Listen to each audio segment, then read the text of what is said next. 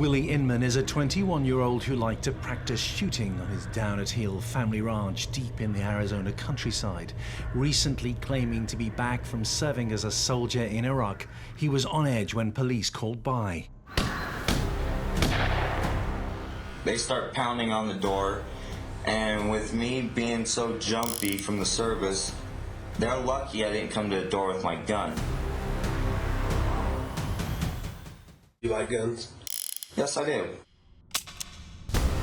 What kind do you have? I've got a Walther P22, I got a M14, I've got 3 shotguns. Willie's friend, Ricky Flores, 16, missing from home. He'd gone AWOL before, but had promised to mend his ways. It didn't make sense that he was gone and he wasn't coming home. So that was the first clue that something wasn't right. A lot didn't add up for local detectives in this remote part of Apache County. We both had the same feeling that Ricky was hurt or that he was dead. I knew it wasn't good. He didn't hang out with the best crowd of people. Nick Flores' brother Ricky hung out with Willie Inman, the guy with a hurt trigger. One day, Inman walked into a police station and started talking. Did detectives have a killer in custody? And was he responsible for the murder of 2 other men? I didn't suspect any foul play or anything. There was a little bit of blood that was outside of his mouth and some blood pooled up in his left ear. We know that, if you've done something bad, the worst thing in the world is for you to have to carry it the rest of your life. The rules of engagement were in place. Cop seeking the truth, killer a skilled liar. If I was to do such atrocity, I could be out there getting rid of it and you would never know. Detectives gather evidence until a picture of a suspect emerges. Which piece of the puzzle will reveal Willie Inman as guilty of murder? What would be the killer's mistake?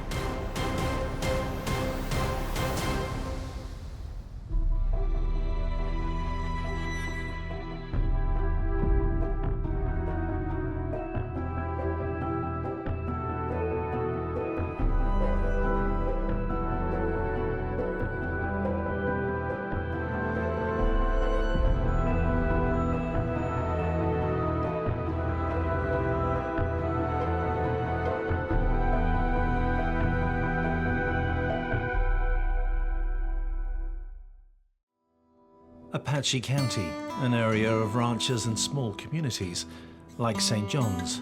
Population 3,200. It's a small town. There's not a lot of people. Everybody knows everybody.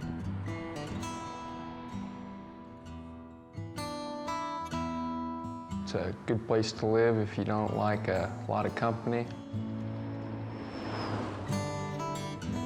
But unfortunately, bad things happen everywhere, and just happened to be to my family here in St. John's, Arizona.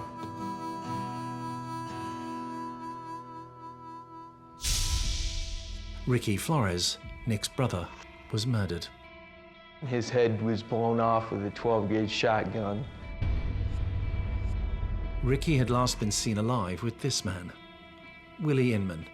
He lived on a ranch just outside St. John's. Willie's girlfriend, Stormy, lived in Springerville, 29 miles away, different police jurisdiction. Something which would loom large in the story of William Inman. Willie walked into Springerville Station on a hot August morning just 5 weeks after his buddy Ricky was first reported missing. When he got there, he insisted on seeing the chief of police himself, Steve West. I sat down with Mr. Inman and we started talking, just general talk. Chief West knew nothing about the missing Ricky Flores. Why would he? Flores was a St. John's matter. This was Springerville. Like a lot of communities, we still have crime, we just don't have as much of it. Children still walk, to the stores. They still go to the movie theater by themselves. Chief West was as in the dark as anyone about Ricky Flores as he sat opposite Willie Inman. During a 9-hour interview session which followed, there would be many revelations. As well as a love for guns, Willie Inman shared views with Nazis. He showed his fascination by donning Nazi insignias on his baseball cap. Wow. My grandpa was the greatest Luftwaffe pilot any pilot ever existed. only one to receive over 1,200 kills. Willie had a deep sense of what he believed was wrong, was right, was bad or good, and he wanted to rid the world of what he saw as undesirables. I try to be as law-abiding as possible. The first time that I knew about the case was when we got a press release about the disappearance of Ricky Flores. Karen Warnick is the local reporter who covered the story of Ricky's disappearance. We've had other missing people in the area occasionally, and at the time it didn't really strike a chord. It was just another juvenile disappearance. My brother went missing in August of 2009. No one really knew what was happening or what was going on. No one in my family knew. What was confusing to the Flores family about Ricky's disappearance was that he had turned over a new leaf. He'd been something of a wild child until recently. My brother just got out of juvenile, and instead of staying in there longer, he decided to take 1 year probation for some minor drug charges and stuff. And he was working on himself and his life. He was starting to realize that he couldn't just keep f***ing off. And he was really trying to work on himself, and he was a good person. St. John's detective Lucas Rodriguez knew all about Ricky and liked him, despite his adolescent ways. Ricky Flores, good kid, a little bit rebellious. He has been in trouble. Mostly, I would say a lot of it, mostly the only juveniles can get in trouble with. Curfews, smoking, and maybe a little drinking. He has done a little bit of drugs. Some fighting with his mom, and by fighting, I don't mean punches. I mean verbally, and not wanting to listen to mom and stuff, like wanting to be his own man, stuff like that. And he decided that, you know, enough was enough, and told my mom that he wanted counseling and he wanted to just do some programs to help him through it. I mean, he's a young kid, he doesn't know what's going on, and he's just trying to have fun. How would Officer Rodriguez sum up the character of Ricky Flores around that time? Ricky does have a good heart. He does care about his mom, does care about his brothers and family and stuff like that. He just likes to do his own thing and doesn't want people to tell him, but he is in the process of changing his life, changing his, he just has a new kid. Now he knows he has to be responsible and change his ways. It's not just about him anymore. What had changed Ricky for the better was fatherhood. He wanted to do good, and he wanted to take care of his newborn baby. Ricky, Hispanic, had a white girlfriend called Jessica Johnson, now the mother of his child. They all knew Ricky was behaving himself, so why would he suddenly disappear? I was called by dispatch and asking me to meet Maura Flores. She had reported him missing for, it had been a week now, and still had not heard back from anybody, and still had not heard from Ricky. Ricky, she said, never left without his phone charger and always checked in, even on bender days when he'd get high. But not this time. So it didn't make sense that he was gone and he wasn't coming home. So that was the first clue that something wasn't right. Well, I knew it wasn't good. He didn't hang out with the best crowd of people. People like Willie Inman. Willie Inman was just another person that hung around my house. He was friends with my brother. My mom fed him, she gave him food, she gave him clothes if he needed them. Willie referred to Maura as mom. So, hey mom, I'm taking Ricky out to the ranch. We're gonna shoot or something, go shooting or something like that. And Ricky said, hey mom, I'll be back in a little while. Well, Ricky and said, yeah, no problem, son. And saw them jump in the Jeep and take off. And she waved goodbye to Ricky with Inman by his side. They went to Willie's ranch, met up with his girlfriend, Stormy Williams. She said that was the last time she saw Ricky and heard from Ricky. Willie Inman picked up Ricky Flores, and they were friends. And he took them out to his property out east of St. John's. Officer Rodriguez brought Willie into St. John's police station for questioning. "Where is Ricky?" he asked. Willie told me that indeed Ricky was at the ranch with him, and that they had gone, he talked to him about drugs and to stay away from drugs and stuff like that. It was to be a recurring theme in the interrogation of Willie Inman. He was a good guy, helping out a teenage kid with good advice during target practice. Willie had no idea where Ricky was. But detectives didn't believe him. And Ricky's brother Nick was not hopeful either. He liked to party and he liked to get in trouble. He hung out with older people. So I figured it wasn't anything too good why he was missing. Detectives in St. John's did not believe Willie Inman's story and suspected him in a murder of Ricky Flores. Now, could they get him to admit it? If there was an accident, something went wrong, if self-defense, whatever the reason was, I'm going to give you one chance, one time, sitting here in front of the chief, to tell me why it happened.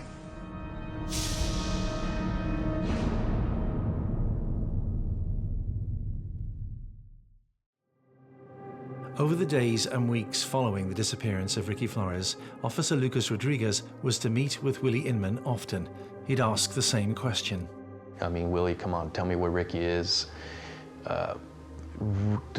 As the interview progressed, I can see a lot of deception signs on Willie. His carotid artery, I've never seen, but his carotid artery was literally bouncing. He started sweating, he started getting hot. He didn't fidgeting, he actually took his shirt off saying it was too hot in there. I was in uniform and it was not hot. I had a vest on and I was comfortable. I just could not get him to tell me what had happened to Ricky. I asked him, I remember asking him if I was gonna find Ricky alive. And Willie said he hoped so.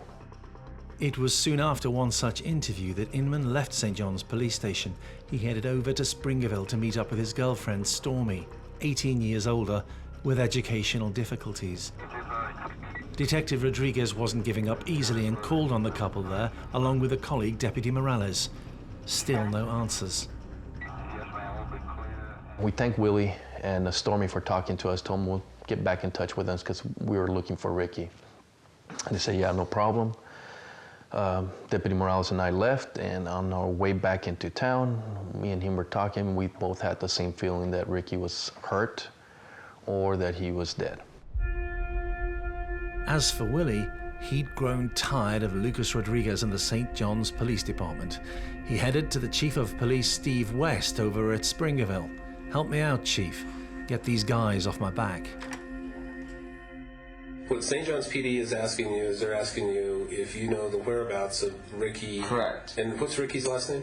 Flores. Flores. Okay, so they're asking you if you know the whereabouts of Ricky Flores.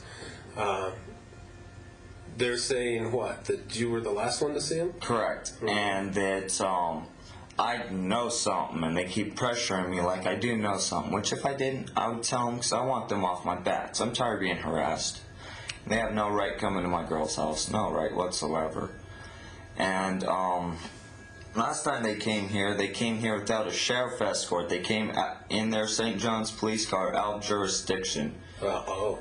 And they've broken the law. They searched her next door neighbor's house, and which... This is Stormy's next door neighbor's house? Yeah, correct. Which they had no right being in his yard. Willie Inman had made a big mistake. He believed one of the police forces in Apache County would not support another in a missing person inquiry which was increasingly feeling like a murder investigation. Normally it's for a chief of police not to get involved in a case is kind of rare, but since he had already struck a rapport with Willie, we allowed Steve to continue talking to Willie. Still, no one knew where Ricky Flores was. But if he had been murdered by Inman, investigators needed to find a body, establish motive and method. That last part would prove straightforward. Inman was a trained gunman whose best friends were the guns that he fired out on his ranch. When you were in the military, were you ever dispatched overseas? Yes, sir. Oh, is that right? Where did you fight? Iraq. Oh, did you? Yes, sir. Where was the first place you were deployed over there? First place was Fallujah. Uh-huh. And then from there we moved downwards, and then it was the sniper alley I mainly was on, which was a 6-mile stretch between the Green Zone and Baghdad Airport. Steve West was employing a softly approach and was getting results. Inman had almost certainly revealed how he had killed Ricky Flores, by shooting him. But if he had, what was his motive? It was really strange because Mr. Inman, he had this affinity, number one, as far as being calm, to why he was there. He didn't seem upset about that at all. But the other thing was he had this affinity to talk about Nazism. And the way he did that is he did the Nazism, and the way it come out was on his baseball cap, he had some Nazi insignias, some little medals on there. Inman, who cherished his German heritage, claimed that his grandfather was a crack Luftwaffe pilot who'd fought a just war. The final solution. And seriously, I totally understand going after the Jews for bankrupting our country and trying to steal the world and everything they do and believe in, and we needed our money back. And as Chief West sweet-talked Willie, Officer Rodriguez was listening to a different story. He'd asked Willie's girlfriend Stormy to call by Springerville police station. Her arrival was the turning point in the investigation. She'd been with Willie when he had returned to his ranch with Ricky. It was decided to tell Stormy that Willie had confessed to the homicide. Stormy actually started talking and said yes, they had killed Ricky, and went into detail on how they had killed him and how they had taken him back to town and how they had buried him. Until the moment that Inman entered Springerfield Station, he had revealed no mistakes in the murder of Ricky Flores. Now he was regretting ever asking Chief West for protection from those St. John's cops who'd stepped out of line. It had resulted in his girlfriend giving them both away. What had happened down on the ranch? Just tell us what happened, Willie. That's the biggest thing. Run us through it. Oh my God. Well, I mean, stuff happens. We know that. Yes, and I'm telling you, I did not want to kill the kid.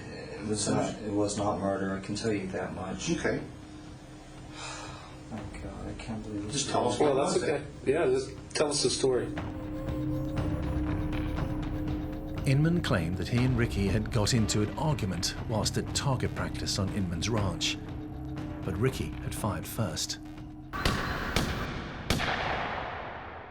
This ended up as self-defense. Something happened. We finally got him to admit that he indeed did shoot this kid. Now, the way he said he shot him was this. He said they were both out at the site east of St. John's, and that they were out there and they were target practicing. And they started shooting cans and whatnot, and Ricky wanted to shoot the rifle, and so he let him shoot the rifle, and Mr. Inman said that he was standing by his car and a bullet hit the window next to him. He said that he took that as an aggressive move, and he got his rifle and started firing at Ricky. He shot at me, I shot back. Willie did disclose that the homicide had actually occurred at his ranch. I believe he shot him in the head.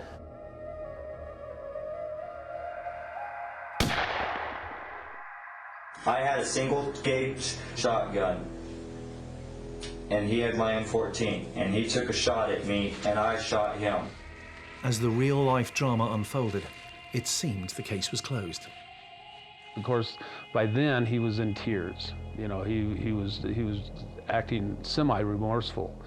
And the way that we got that interview out of him was basically saying, hey, you know, people do bad things, you know, please, you know, we know that, you know, if you've done something bad, the worst thing in the world is for you to have to carry it the rest of your life. You know, you need to come clean on that so that your conscience will be clear. And we went on and on and on, and finally that's when he admitted that. God, I can't believe this. I'm gonna go away from murder. I just fucking do it. Willie, you need to settle down. We need to get all the facts so that we can determine what's happened here. Okay? We need you to stay together for us. We're not your enemies. Please, I need some tobacco, please.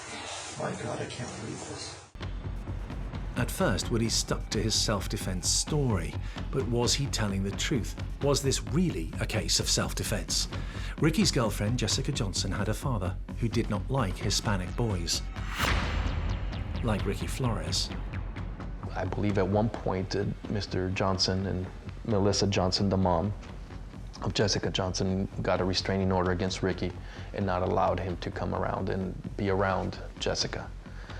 Well, it didn't matter because Jessica loved Ricky and she would sneak out of the house as well and go meet with him and vice versa. And Jessica had just recently given birth to a child, which belonged to Ricky. It was even rumored that Jeff Johnson, Jessica's dad, was connected to a white supremacist group, one that Willie was all too afraid of. I'm dead either way. As he goes down, there's too many out there. They are too smart. They will find me. They will kill me. What other damaging evidence which might implicate others would emerge from the interview room? Was Willie Inman a hired gun working for a racist?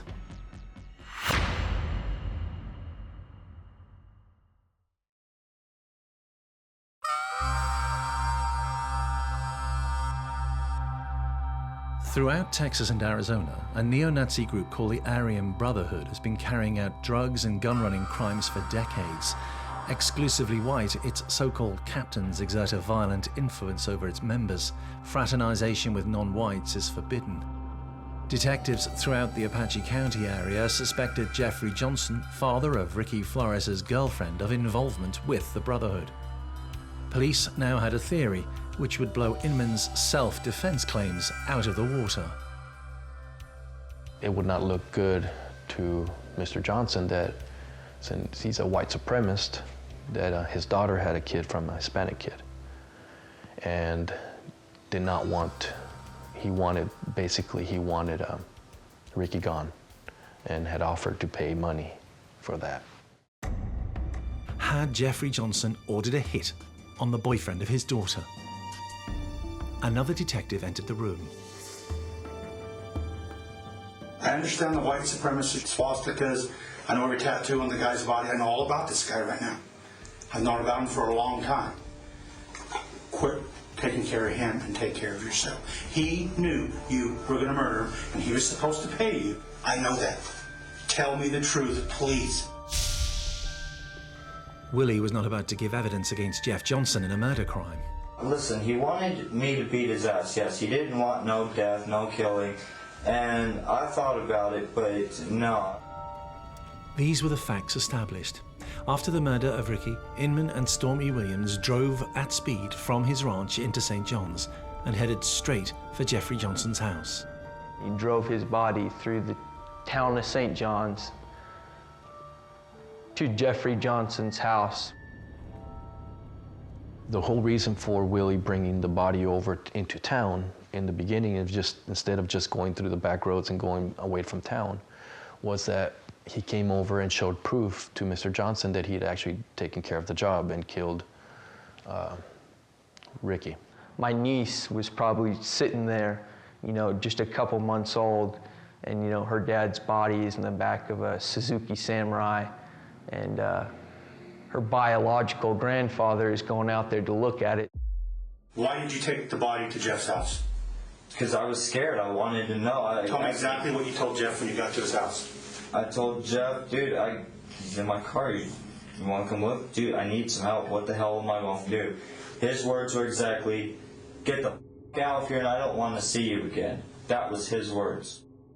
William said that Mr. Johnson gave him got mad at him for bringing the body, and that got $20 from him for gas, and that was all, and he took off.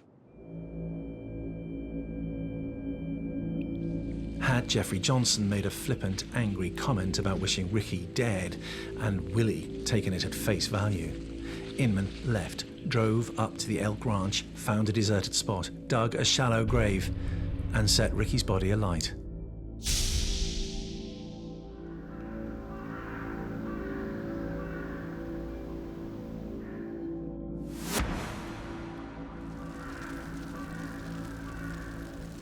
Storm E. Williams told detectives enough for them to find it.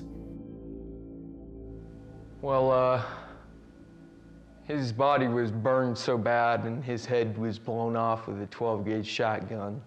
So there wasn't too much to be looking at. So they had to identify him by a homemade tattoo he had on his ankle, and he also broken his arm pretty severely and got some pins and plates in it. So that's how they identified his body, because there wasn't too much to say that this person was who he was. Inman repeatedly refused to say that the murder was anything to do with Jeff Johnson. Why are you so afraid of Jeff? What do you know about him that scares you so bad, Willie? I know the Aryan Brotherhood. There's too many out there. He gets one message through to anybody. I will be dead. That's guaranteed. I know how they roll. He goes down, I will go down. So you're covering, you don't have to admit to it, but you are covering his ass because you're afraid of death. Tell me that much. I'm afraid of death, period. Willie did not testify in court that he had acted on the instructions of anyone. Jeff Johnson and his wife Melissa would stand trial for hindering the prosecution in the case of the murder of Ricky Flores. I think his charges were correct because he had knowledge and he did nothing to try to slow that down. But also I think that by sheer virtue of it taking place, I think that was a shock to him also. Jeff Johnson was sentenced to 7 years in prison. Melissa Johnson was given probation. As for Willie's girlfriend, Storm E. Williams, she had been with Willie when he killed Ricky, had helped him move the body. But the mental well-being issues that she faced meant that she would never be charged. Wasn't a person who could think on her own. That she would make a decision to do something, and if she felt like it, made Willie happy, or Willie wanted her to do it, she'd do it. She wasn't a crazy person. She was just really gullible and would do anything to make William Inman happy. So that appeared to be the full story of what had happened out on Inman's ranch and later in St. John's and Elk Ranch. A teenager shot, his body paraded in front of his child's grandfather before being burned and partially buried. Willie even drew for detectives where the partial burial took place. But that was far from the end of the William Inman murder story. Detectives were still unable to find the gun that he had used to kill Ricky. He asked him about the gun, what happened to it. He had indicated that he had thrown it in the sewer pond over in St. John's. Not having the murder weapon felt like a loose end. Perhaps it had been used in other crimes. In St. John's County, there had been a suspicious death 2 years earlier, and another person had gone missing that same year. The suspicious death was of William McGarriger, known as Stoney, a 72-year-old who'd been found dead in his trailer in 2007. Did Inman know anything? There's another case we want to talk to you about. The clock is running. If you can help us on that murder. I have no idea on that at all. I do not. Me. Stoney was murdered, I know it was quite some time ago. How'd you hear about it? First, I was laying down and I got a phone call. And my dad told me. That's how I first found out. 6 hours after Willie Inman had asked Chief West for help, he had confessed to killing Ricky Flores. Now he was a suspect in another murder.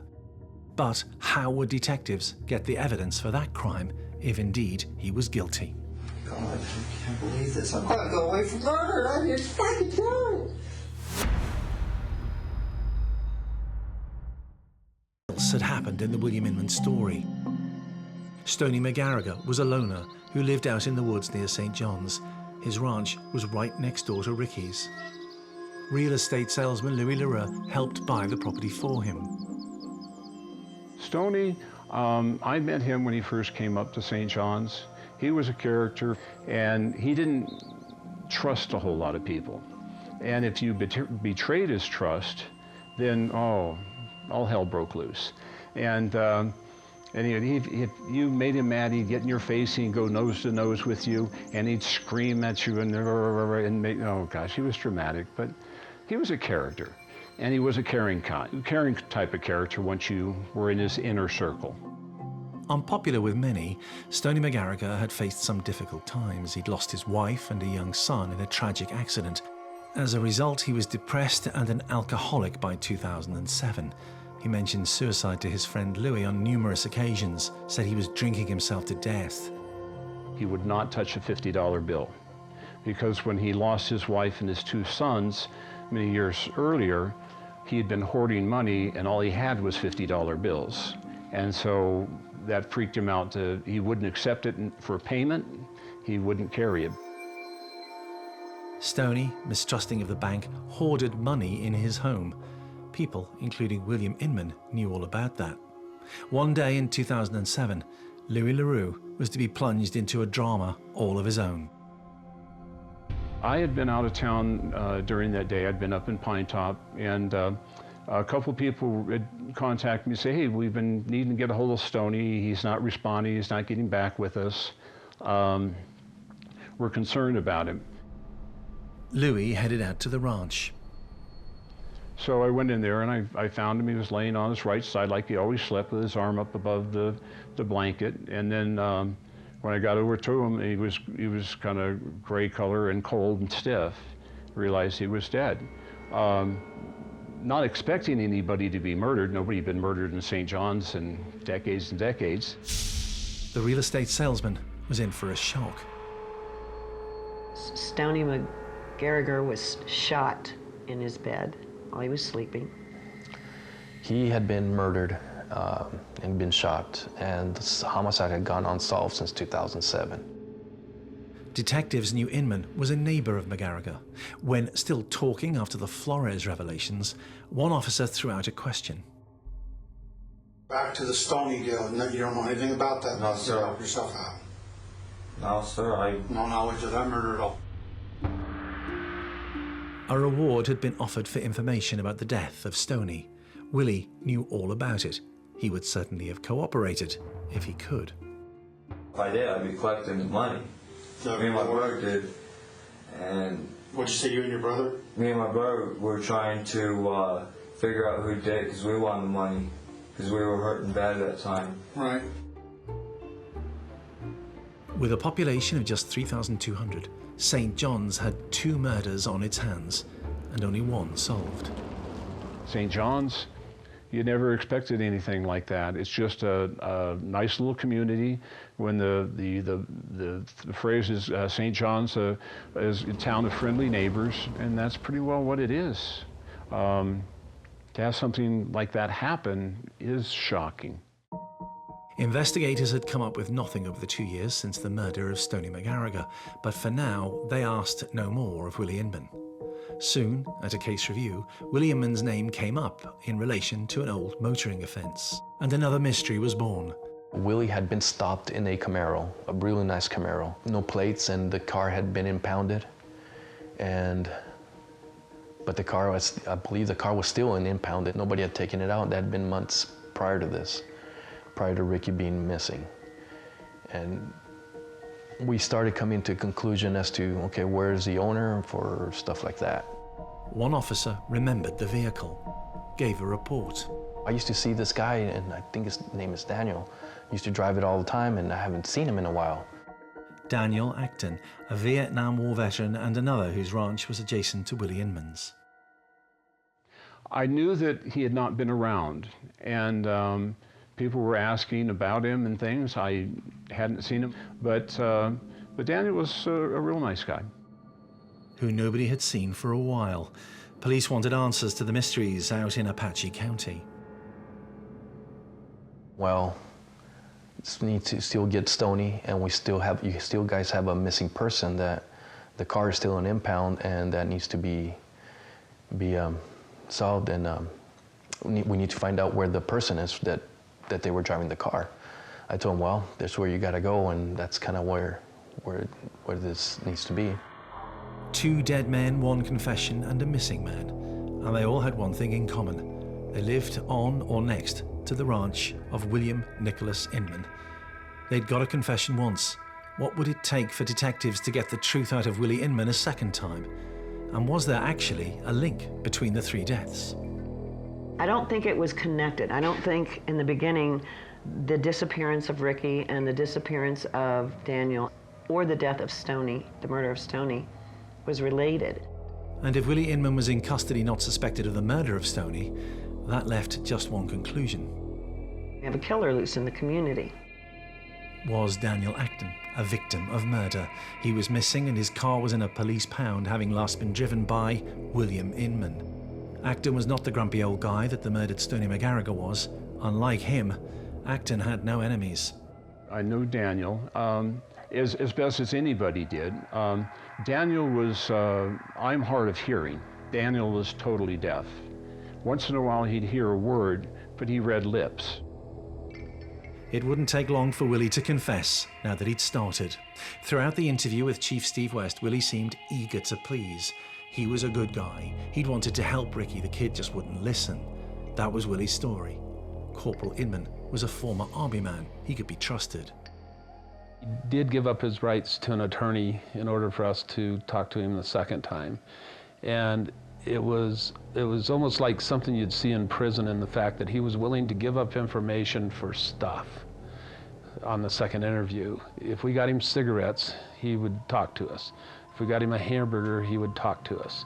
So during that discussion, it was like, well, yeah, lunchtime's coming up, we'll get you a hamburger, we'll talk to you about it, yada, yada, yada, and he did.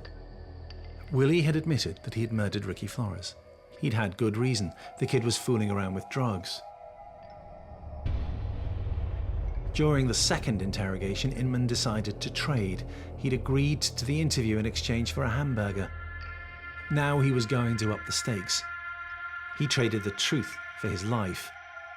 If the police did not seek the death penalty, he would tell all.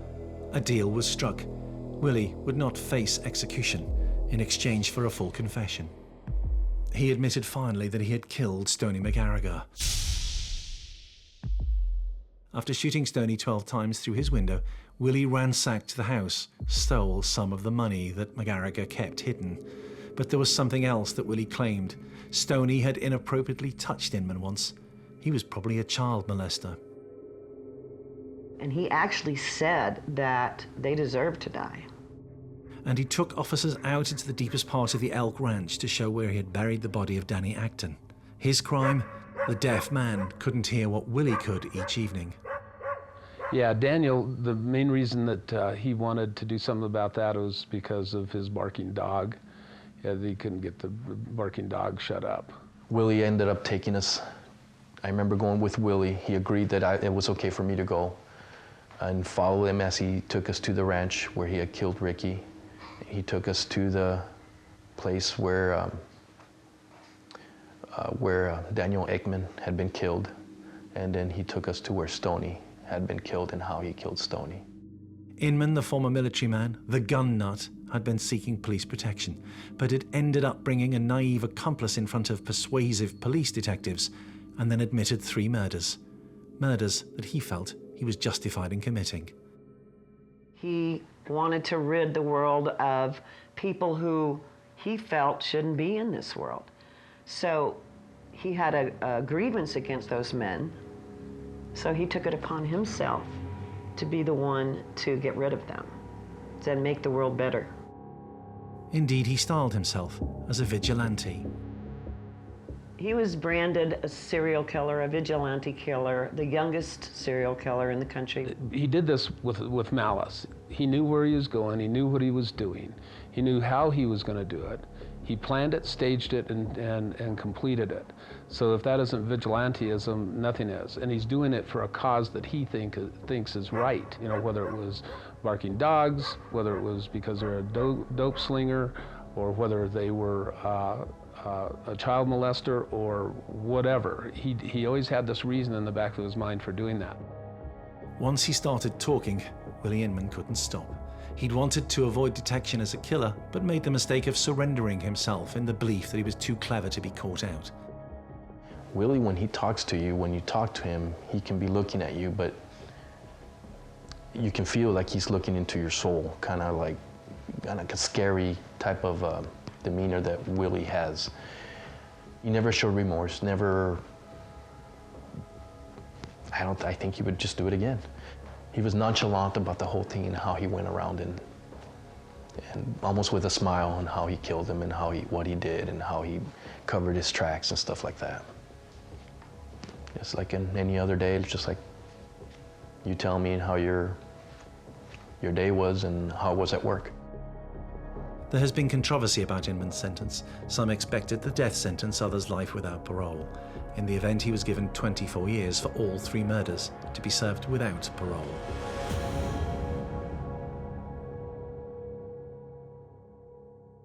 He's suffering in prison, and he's living with what he did all the rest of his days that he's there. I think what's going to be the most interesting is what happens when he gets out. So what happens then?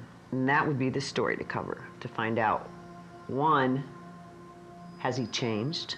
Is he the same man? Of course, he was a boy, he was 21. So is he different? Is he going to do the same thing? Is he going to come back up into this community and live? I think all of that would be very interesting. Stoney McGarrigle and Daniel Acton did not deserve to be killed by William Inman, but at least they'd lived a full life. Ricky Flores was a minor, a child in the eyes of the law whose life was taken by a man who considered himself to have just cause. There's some messed up part in his head that, said, if I can kill these people and, people can't figure out about it, then I'm obviously doing something right. I'm taking bad people off the street. That's what he claimed his thought process was. But really, he was just a skinny, frail boy who lived out east of St. John's, Arizona, that everyone, just knew as the skinny, poor boy, that it's kind of hard to make your name for yourself when you start there. And he just wanted to show that he had some sort of power. He wasn't worthless. He could make these kind of bad things happen. He thought that he would be remembered as, a mastermind of some sort, but really he was just some dumbass that, wanted to take people's relatives away from them. William Nicholas Inman will be released from prison in 2035.